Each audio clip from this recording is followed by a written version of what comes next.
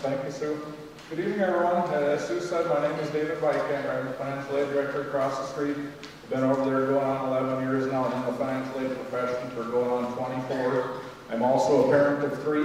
I've had 2 college graduates, and I suppose mainly what that means is I'm old. And I do also have a college freshman, so I've been in your shoes as well. He's across the street at SMSU. You can see from the screen up here what we're going to go through tonight is financial aid and the FAFSA. If you have not heard of FAFSA before, that stands for Free Application for Federal Student Aid. It's the one application that your student would need to fill out to start the financial aid process at any school in the United States.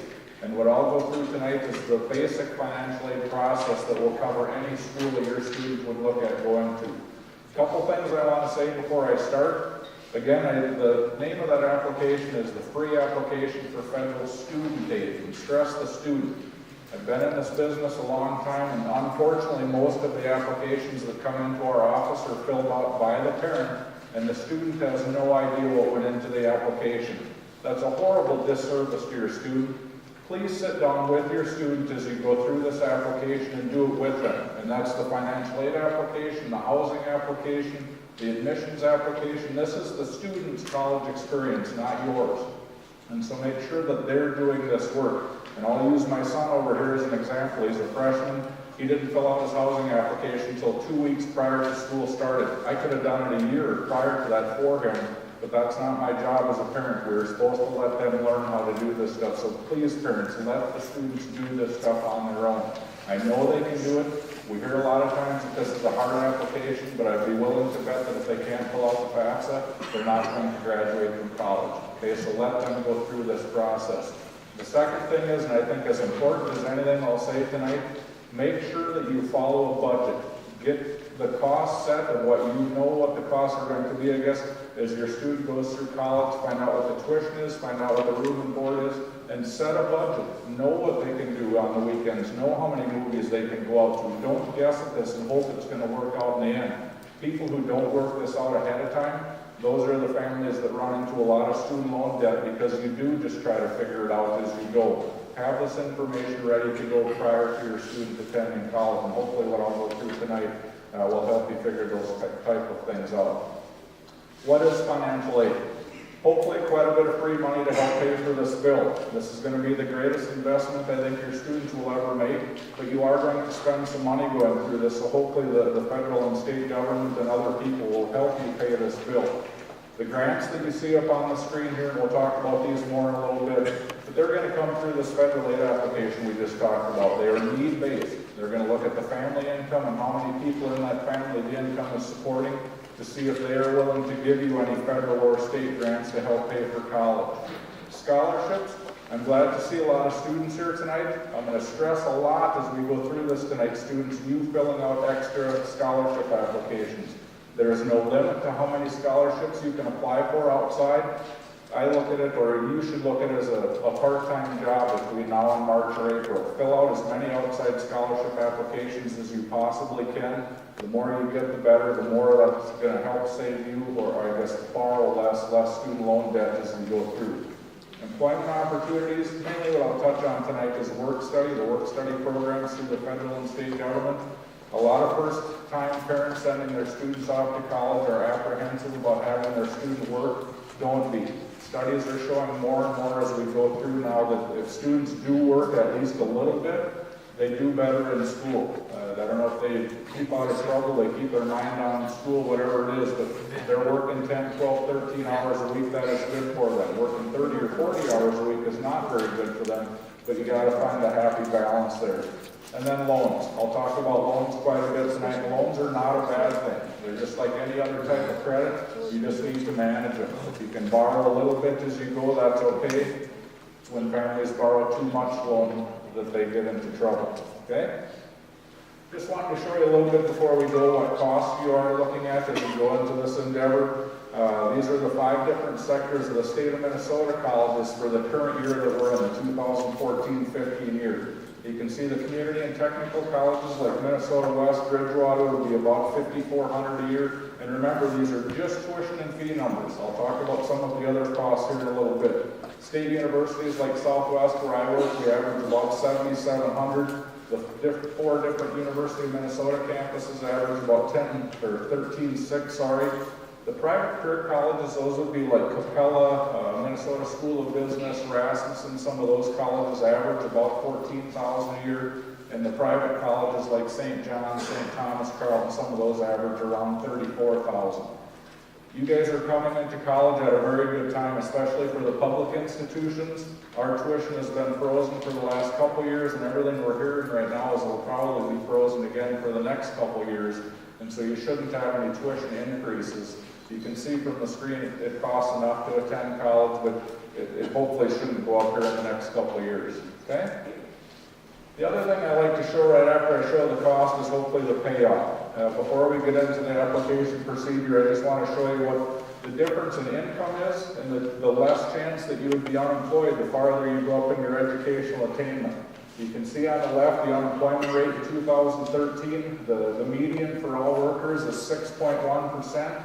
If you get up into a master's and doctorate degree, it's only 2 or 3% chance you're going to be unemployed, so way better odds of being employed. And then you can see what the weekly median earnings would be in 2013 as well.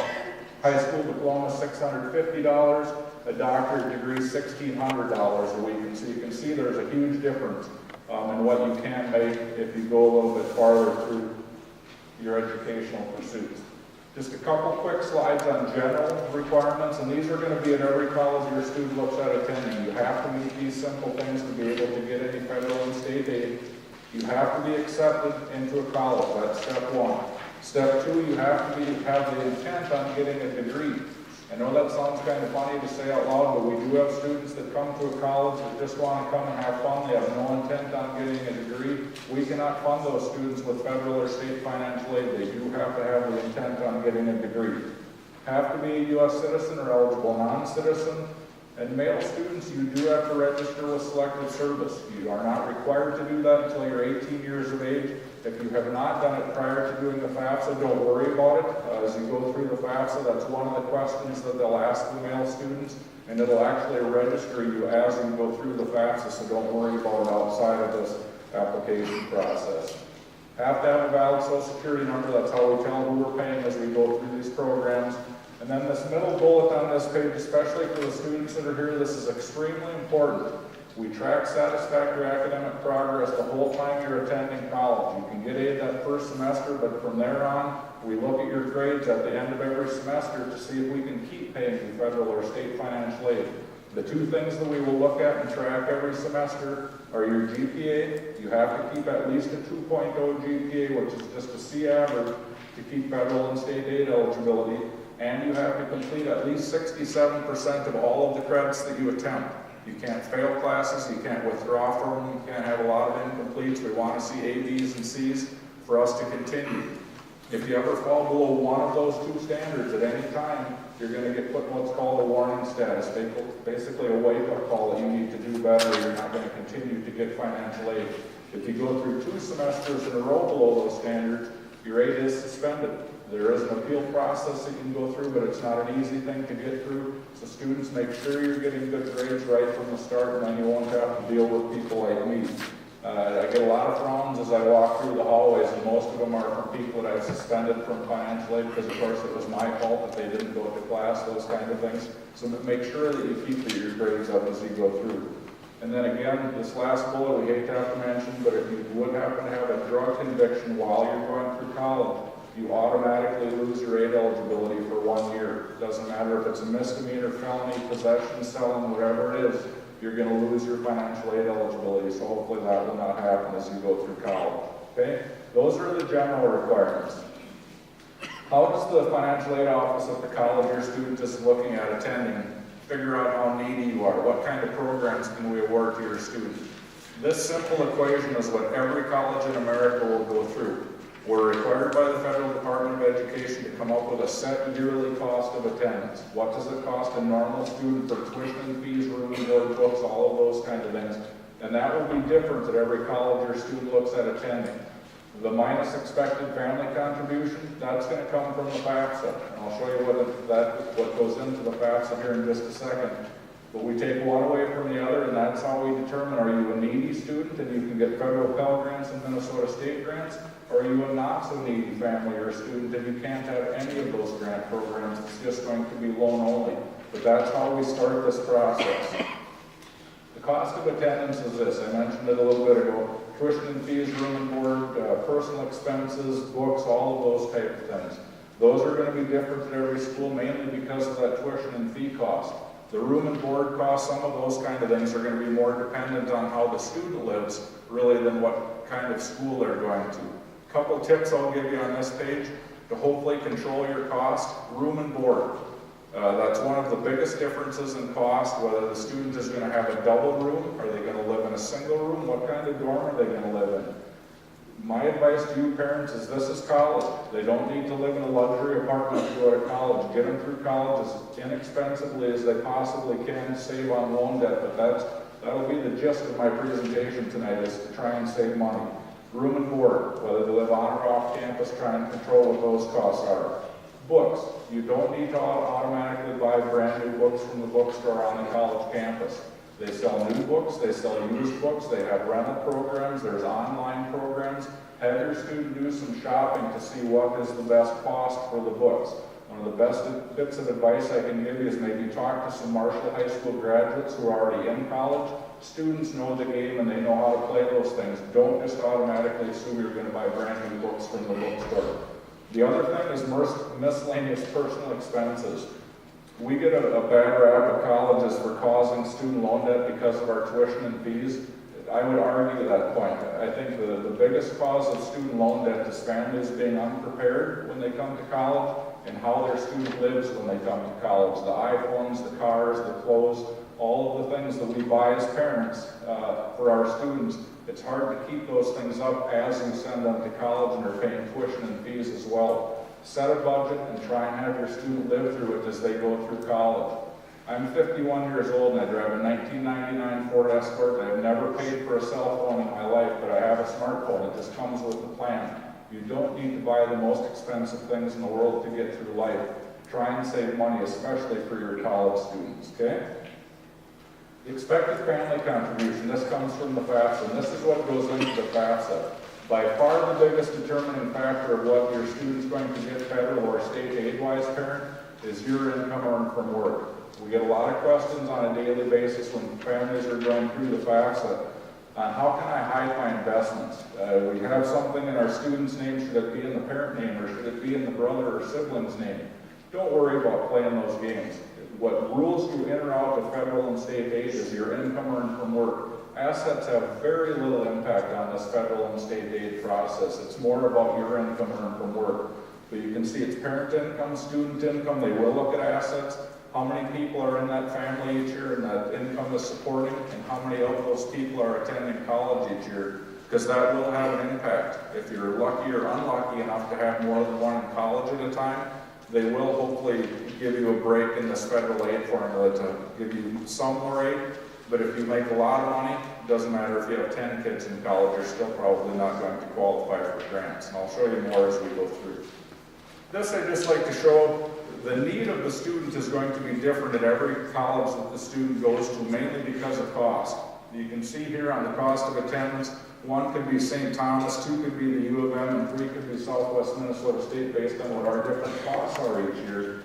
That expected family contribution when the student goes through the FAFSA, that will be the same no matter what college your student looks at going to, whether it's St. Thomas, Minnesota West, Southwest, that number is the same.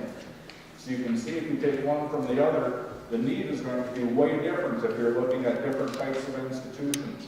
So once you go through this process and your student is looking at a 4-year private versus a 4-year public, the student may be eligible for more different type of aid programs at the more costly school because their need is different at that institution. So make sure you keep that in mind as you go through if you're comparing one institution to the other and why the student may not get aid programs at one institution but they may at another. Part of it could be the difference in the need of that student. All right. Before I get into the different types of aid programs, the federal government always wants us to remind you why they look at parent income. Parents, to the extent able, it's your responsibility to pay this college tuition bill. At least that's how the federal and state government looks at it. We should have been, since the time our students were born, we should have been saving, we should have been investing, we should have been doing everything we could to help prepare for this day that they're going to go to college. I always joke on nights like tonight that I really should do these nights in the maternity ward, not the senior year of college, so I could give you guys 18 years to prepare for this instead of the 10 months that you have from tonight before your students are starting college. I am going to start working with fourth grade families on preparing for this, just so hopefully they can get a little bit sooner idea. But that's how the federal government looks at it. That's why they want to know your income on this federal aid form. They also look at the student income, because that will play a part. We try and evaluate families in their present condition, and what that means is we're going to look at the most recent tax year we possibly can as you fill out this FAFSA. When you guys get ready to do this, hopefully right after January 1st, you'll be looking at your 2014 federal income tax forms to go through and fill this out, and we'll talk about more in a little bit. But that's how they talk about hopefully evaluating you in your present condition. You file your taxes, you get the FAFSA done, your student starts classes in August. One thing that I want to remind you about the FAFSA is that if anything would change income-wise in your family situation after you file the FAFSA, say you do it this coming March, in June mom or dad loses their job, they have a major surgery, something that affects your ability to pay for a college education, we can make adjustments to the FAFSA after the fact. It's called a special circumstance request.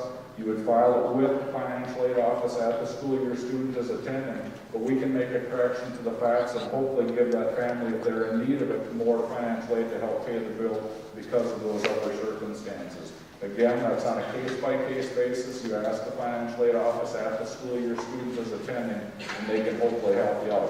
Hopefully nothing like that would ever happen, but if it does, just keep in mind that we can adjust the FAFSA for you. All right, different types of aid that you can get to hopefully help pay this college bill. We talked a bit about these, but I'm going to go through them individually, hopefully fairly quickly. Gift aid. This is by far the best. This is the stuff that you don't have to pay back or work for. Federal grants are going to come from the FAFSA. State grants are also going to come from this FAFSA application. But to get state grants, just the first reminder, you do have to attend a Minnesota college to get a Minnesota state grant. They will not follow you outside of the state. Institutional grants and scholarships. Probably the biggest lump sum of scholarships a student will get to go off to college is from the institution they're going to go to. Most of them nowadays are merit-based. They're going to look at your GPA, your ACT score, some of those kind of things, as opposed to a need-based scholarship looking at the FAFSA information. And then private grants and scholarships. Again, students, this will be my second plug for scholarships. Keep in contact with your high school counselors as you go through the senior year, because they're going to have most of the local high school scholarships that you can apply for. I'm going to have some free websites that you can go to at the end here to do some free scholarship searches. But apply for as many as you possibly can. There is no limit. I've had a couple times in the 20 years I've done this where we have had students come in with $15,000 to $17,000 of outside scholarships because they were diligent about applying for them. You don't get them if you don't apply for them, so make sure that you're keeping up to them. Anytime you see the word scholarship, at least do a little bit of research. One heads up on scholarships, though, students and parents. Don't ever pay for scholarship searches. Any scholarship information should be free, either through the high school counselor's office, through a college financial aid office, admissions office, a free website somewhere. But don't ever pay for someone. A lot of them will say, well, if you pay me $50, I can guarantee you this amount of money. Nobody can guarantee you any money. I guess I can guarantee that you're going to get loan funds if you apply for them, but nobody can guarantee you free money, so don't ever pay for those things. These are also types of financial aid as people don't think they're quite as good, though, because you either have to work for the top one, the work study, or you have to pay the loans back. And again, I just want to remind you, the loans are not a bad thing. They're just a bad thing when you borrow too much. And we'll talk about that here as we go through these slides. All right, the gift aid programs. The federal Pell Grant program is the gist of this FAFSA. This is what people want. This is why you apply for the federal aid programs. Most families, though, are not eligible for it just because of family need. I'll give you a basic example on a family of 4. If you have a parent-adjusted gross income over $60,000, you're going to be out of the federal Pell Grant range at any college in America. It doesn't matter what the cost is, you're going to be outside of that. Of course, if you have less family members, it's going to be less income. If you have more than 4, it's going to be a little bit more than that. But just as a basic example, a family of 4 with 1 in college, 60,000 AGI, you will not get a federal Pell Grant. You can see if you are one of the families that are eligible for this current year, the award range is $587 to $5,730. For families that are a full need family, a zero family contribution, get that $5,730. That's a pretty good chunk of money. That family of 4 with 1 in college would have to earn under $30,000 to get the $5,730. So it is a need-based program. And I do want to point out the limit at the end, and I know that's not much of a limit, 12 full-time semesters. The average to get a 4-year college degree in America is 6 years now. And so that limit is the average that it takes to get a 4-year degree, so that goes in a hurry. And so make sure I guess one thing I always like to remind students too that are here, one of your best friends on a college campus should be your advisor. You need to try and get the classes you need right away and get through and done as fast as you can to save money, and then hopefully not lose aid programs as you go through. The SEOG grant program, I'll just quickly touch on this. This is really a throw into the Pell Grant program. You have to be a Pell recipient to be eligible for this SEOG grant program. You can see that the award can range from $100 to $4,000. Generally, awards from colleges will be about $500 or $600 a piece because the funds are so limited. We try and spread it out to as many students as we possibly can. And if we gave the $4,000 award to a few, not quite as many students would be eligible. The Minnesota State Grant Program. This is also, the eligibility is also determined by going through the FAFSA. We are lucky enough that we have the strongest state grant program in America. We award our students on average more money than any other state in the country. You do have to be a Minnesota resident, which Marshall High School graduates would be. You do have to attend a college with that and be enrolled in at least 3 credits, and it has to be a Minnesota college. The other limit on the Minnesota State Grant is you can only get that for 4 full-time years of attendance, and so that's even less than the federal Pell Grant. So if you're a Minnesota State Grant recipient, it's even more imperative that you try and get through college as quickly as possible. One more plug for scholarships, and I'll just quickly do this. You can see all of the different types. One of the so-called myths that you'll hear in this country is that there's millions of dollars that go unclaimed in scholarships. That is true. We have a hard time getting students to fill out scholarship applications because it's way easier to sign your name on a master promissory note and borrow money than it actually is to put time in to fill out a scholarship application. I know that's horrible to say out loud, but that is a fact. We try and give away money across the street. We actually have to query our system to find students to give scholarship money to because they won't come in and fill out the applications. That is across the board, across the country, students. Fill out as many scholarship applications as you can to help pay this bill to go to college. All right, self-help aid. Work study, I'll just quickly touch on this. Again, it is awesome for students to work, and I think this is a very good program to work in. Almost every office on a college campus will employ work study students. We do in financial aid admissions. You can be a tour guide. You can get a job in your department office. If you're a chemistry major or a biology major, something like that, you can get good practical experience in the division office that you're working in. It can be a resume builder. And one of the other things that's good about it is any income you earn in the work study program does not count against you the next year when you do the FAFSA. If you're working at Walmart, Kmart, Hardee's, wherever it may be, a portion of what you earn counts against you when you fill out the FAFSA next year. 100% of the work study wages are excluded on the FAFSA as you go through it. So it's money earned that does not count against you the next year. So I encourage you to work at a work study job if you are eligible for work study. All right. To me, this is the most important slide I'll go through tonight. College debt is getting to be a huge thing, and so please listen to the things I'm going to say on this slide. To me, this is a great saying. Live like a college student while you're in college so you don't have to live like a college student for the rest of your life. The first time I heard that about 6 or 7 years ago, I thought it was really funny. The more I hear it, the more I say it, it's not as funny because it's true to life. We have a lot of students who graduate from college that cannot live on their own.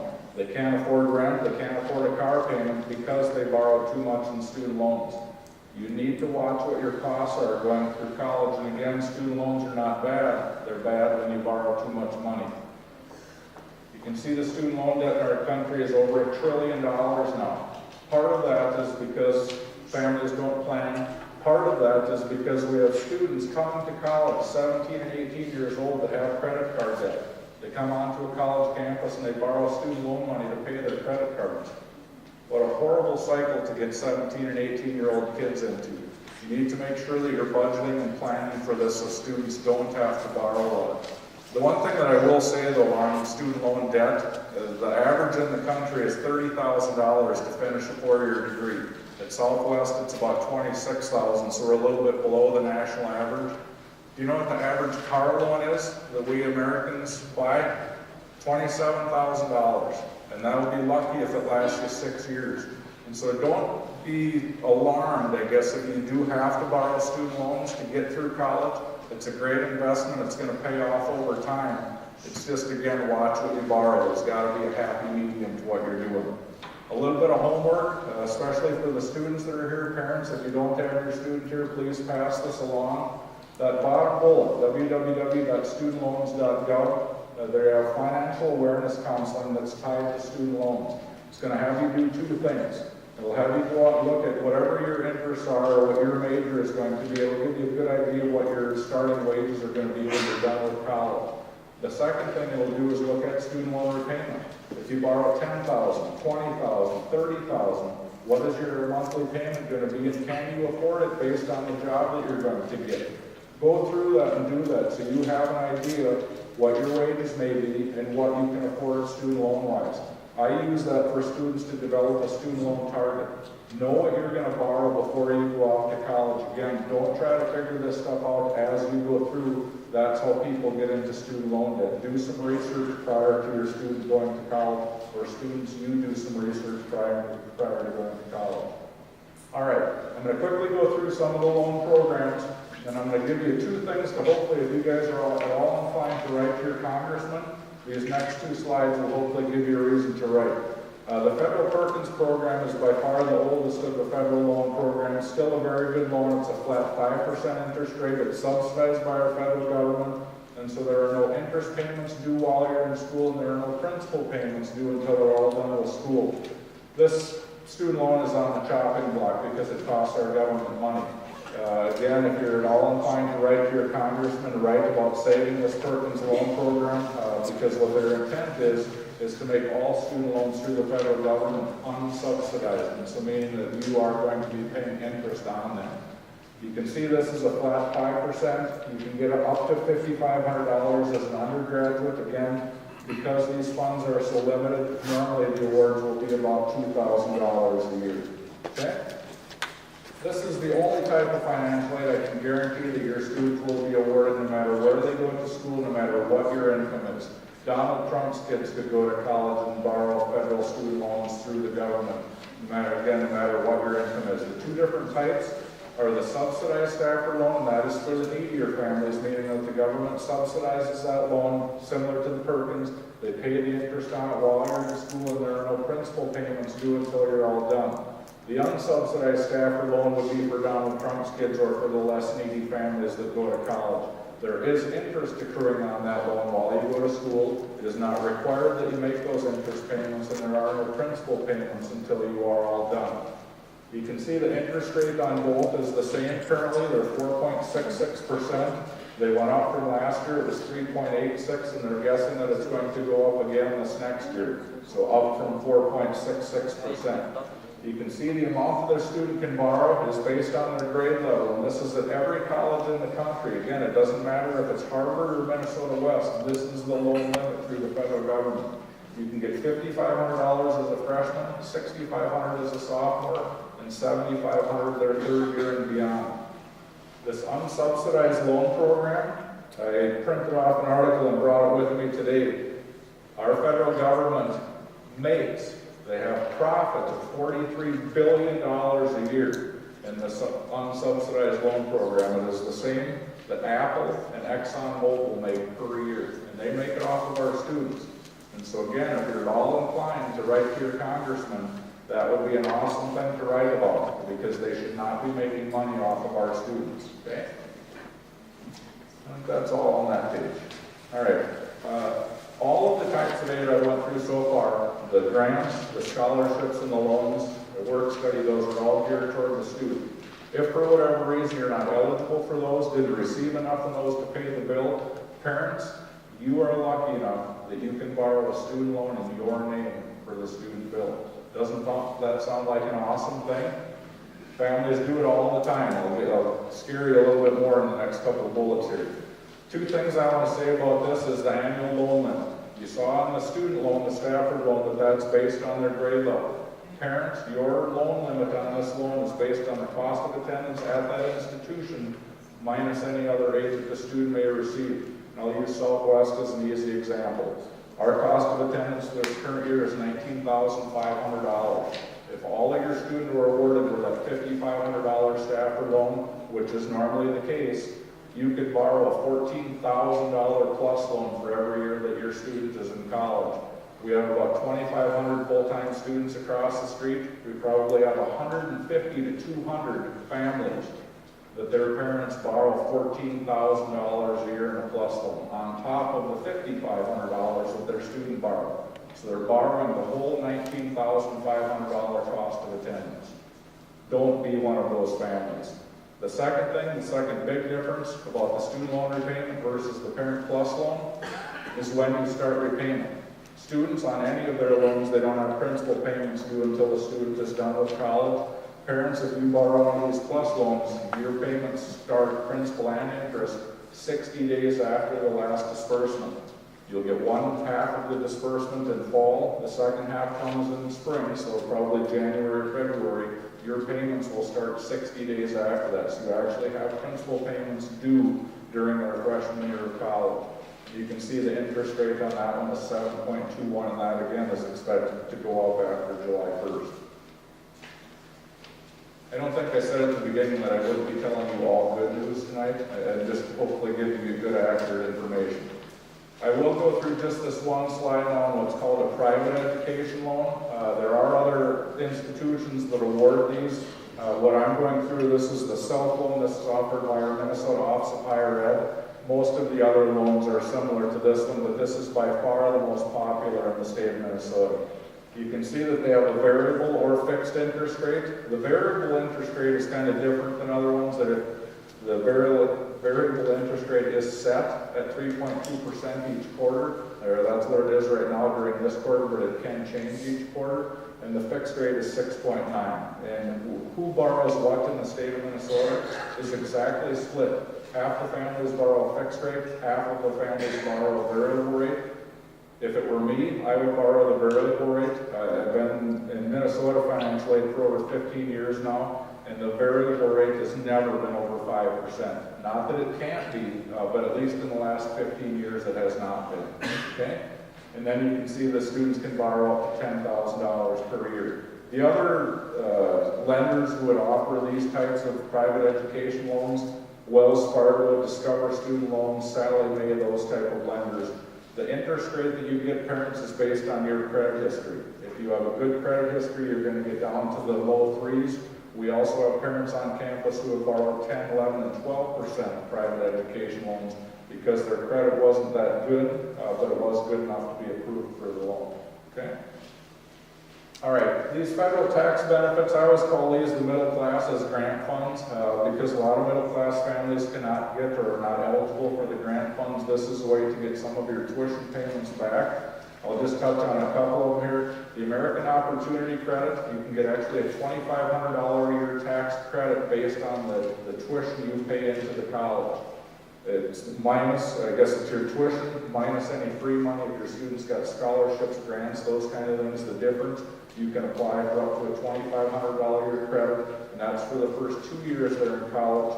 The lifetime learning credit is for the third year of college and beyond, and there is no limit on that. They can go to school for a long time and still get that credit, and that's up to $2,000 per year. The other thing that I will say on that third bullet is you can deduct a student loan interest as long as you're paying it back, and so I guess there one benefit to borrowing a lot of student loans. You can deduct the interest for quite a few years. And And I did say that tongue in cheek. All right, here's what we're going to get to now, the financial aid application. This is the free application for federal student aid. Again, remember parents, this is the student's application. Have them do it. That's step one, and I'm going to throw a wrench into this tonight for any families that have done this process before, and I hate to have to say this, but there'll be a slide coming up that I'll say it on. You need to get a PIN. The parent needs a PIN, one parent does, and then the student will need a PIN to sign this application. Okay, so you need to do that prior to doing the FAFSA. Then you can go out to the FAFSA.gov site as soon after January 1st as you can get your federal income tax forms done. Okay, this is the PIN site. This PIN site is going to only be good through April 25th. I encourage all of you to try and get your FAFSAs done prior to March 1st, is why I'm going to have both this slide and what's coming up. But the PIN site, the PIN itself is going away because of data security stuff in our country. What we're introducing tonight is called the FSA ID. Parents, if you have went through this process before and you already have a PIN, you'll be able to transfer that information from your PIN to this new FSA ID. You can see they're adopting a more updated, secure way for families to get into the sites. What you've had to do now to get into any site is to put your name, social security number, date of birth, and then you sign things with a PIN. What's going to happen now is you're just going to be able to sign in with this FSA user ID. They think it's more secure. They're a lot smarter than I am, they being the federal government. And so that will replace your PIN. Don't wait until April 25th to do this though. Please get through the FAFSA process, have your FAFSA filed, all of those things. Once April 25th comes, then you can apply for this FSA ID, but please get your FAFSA done prior to this April 25th date. What happens for a new user? I'm going to turn around to the registration request the same information as the PIN, so your social security number, name, and date of birth. Okay? They will ask you some challenge questions. 2 of them are going to be ones that they give you. 2 of them are going to have to be ones that you come up with. The old standbys are what was mother's maiden name, father's middle name, some of those. But then you're going to have to come up with ones on your own. Okay? So 2 they come up with, 2 you come up with. Way easier, way more accurate to go through. The other thing that this is good for is as you go through this FAFSA process, 30% of you will get picked for a process called verification. Doesn't mean that you did anything wrong. The government just wants to know that at least 30% of Americans are filling this out correctly. If you do this data share and you're one of those 30% picked, you're good to go. They know your information came from the IRS. If you don't do this data share, you have to request what's called an IRS tax return transcript from the IRS and deliver that to the school or mail it whichever way. This is way easier to go through and do this, so try and do this if you can. The FAFSA site becomes live January 1st. This doesn't become active until February 2nd. And so you have to give it a couple weeks. Say you electronically file on February 2nd. Your stuff would not be out on the site until February 16th. It normally takes a couple weeks to get updated into the system. But it should be in plenty of time to try and get it done prior to March 1st. Okay. Other income that they'll look at, they will look at assets, they will look at savings, cash savings and checking. If you have investments other than retirement can be excluded. If you have stocks, bonds, trust funds, CDs, those type of things for students, those are counted as investments on this FAFSA. That's not a good recording. Do not include the value of the home that you live in, but if you do have rental property or a lake home, those would be looked at as investment property, and the value would have to go on the FAFSA. And of course, they do look at net value. If you go to the bank and then it's what it would be worth if you sold it on the day or fill out the FAFSA. Farmers, if you have a family farm and you work on the farm, you live on the farm, you farm the land, that's called a family farm. You do not need to include any assets from the farm on this FAFSA form. No land, no livestock, machinery, none of those types of things if you're a family farmer. If you live in Marshall, have a hired man live on your farm, or you have rental land that you rent to somebody, all of those types of things would have to be included on the FAFSA as an investment farm. Same thing for a small business owner. If you are a business owner and have less than 100 employees, you don't need to include any assets from your business. No building, no inventory, no fleet of vehicles, none of those type of things, just what you're going to show on income from the 1040. Who should get this FAFSA information? You're going to go through this process, fill it out. Who can get this information? You can actually send it to 10 different colleges at a time if you want to. I don't know if any students look at quite that many schools at a time, but you can send it to 10. How we get your information is on our federal school code. As you're going through the FAFSA, there'll be a drop-down box by state, by school that will list all of our codes. You can just click on whatever school you want to look at, fill out the FAFSA, and it's going to go to that school. We can get your information, we can get the FAFSA if you fill out and send it to us. We cannot give you any financial aid information unless you're accepted for admission at our college. The FAFSA will come to us, but it'll just sit on our system until we know that you're accepted for admission. Signatures. Make sure that you sign it. If you're going to do this, which hopefully you will prior to April 25th, you'll use the PIN to sign it. If you do it after April 25th, you're going to use that FSA ID, but please remember to sign this FAFSA form as you go through. The processing results happen very quickly. As you go through this, if you're going to do it online, like 99.9% of Americans do, you're going to get a reply back in 1 to 3 days. It'll come back very quickly, and it'll come back to the email what the student puts on the FAFSA application. Another bit of advice as this comes back, make sure you go through and look at it. Make sure that you file the FAFSA correctly. We have families all the time that have a $50,000 adjusted gross income, put $500,000 on the FAFSA. Can't tell you how much that's going to hurt your chances of getting any different types of aid if you make that kind of mistake. Go through the results when it comes back. What that is an email to the student called the Student Aid Report. It's the FAFSA questions. Go through it and make sure that you filed it correctly so you're going to get awarded the right aid programs. What's next? As you go through this process, you get the Student Aid Report back. 30% of you can get picked for verification. I talked about that going through that IRS data share. Hopefully you're going to be one of the lucky 70% that are not picked for verification. You'll fill out the FAFSA. It'll come back in 1 to 3 days. The school will also get it in 1 to 3 days. Once we get it, we can take a look at it, and then we can award your students whatever aid programs they are eligible for. Normally that process is going to start March, April, May, depending on when, for state schools, when our tuition is set, some of those kind of things, but that's normally when the awarding process will start. Helpful resources going through this. By far the best person to call is the financial aid office at the school that your student is going to attend.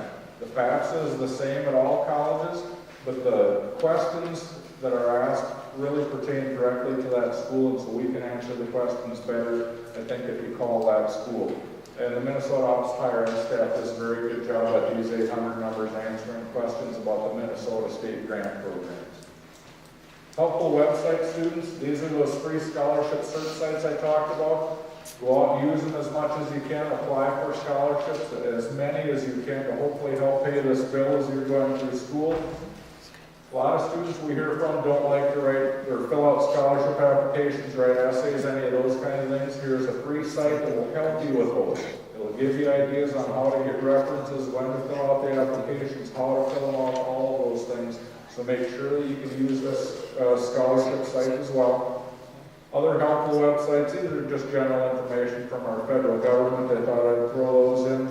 This, to me, is the best college financial aid website that there is. This is our Minnesota Office of Higher Ed. It will have the exact tuition costs of every college in the state of Minnesota. So again, prepare yourself. Go out and look at what the costs may be at the colleges that your student is looking at. The second bullet from the bottom is an estimator. It's a very quick FAFSA form, basically, and it'll give you an estimate on Minnesota State Grant, too, if your student is going to look at a Minnesota college. I use that estimator on a daily basis to do estimates for our athletics team, and it is spot on with the FAFSA. You can do that tonight if you have a good guess of what your 2014 income is going to be.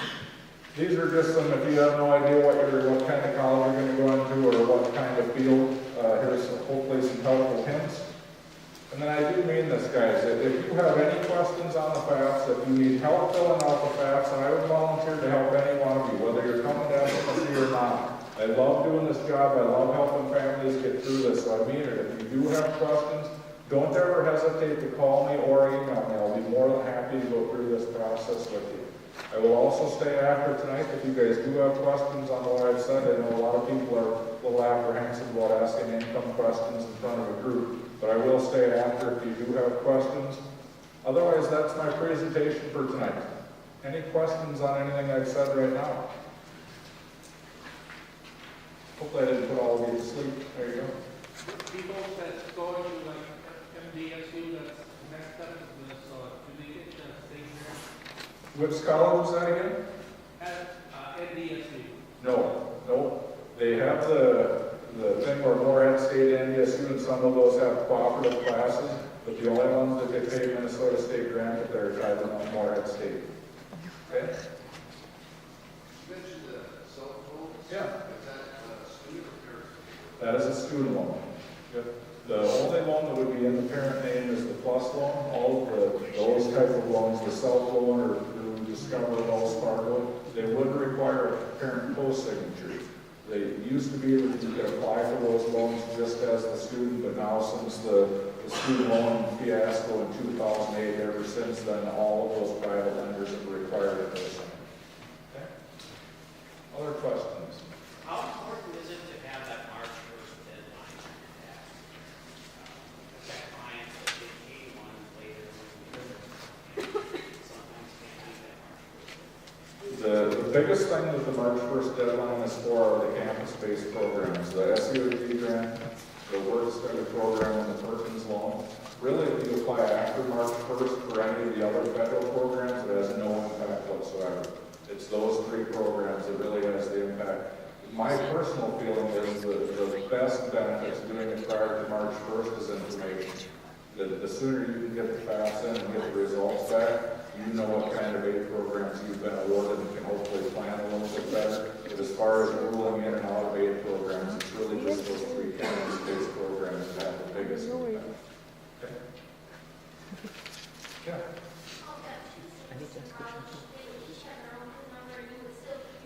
Exactly. Yep. And if you, like I said, if you have one for a student already in college, you can use that same one. The new students will just have to get one. Okay. Yeah.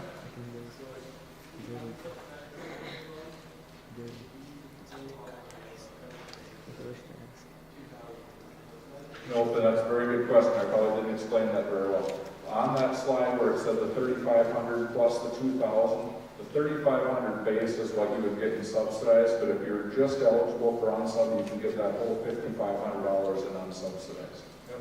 So you can always get that the yearly amount, whether it's in part sub, part unsub, or all of the unsub, but you can't get it all in the unsub program. Yeah.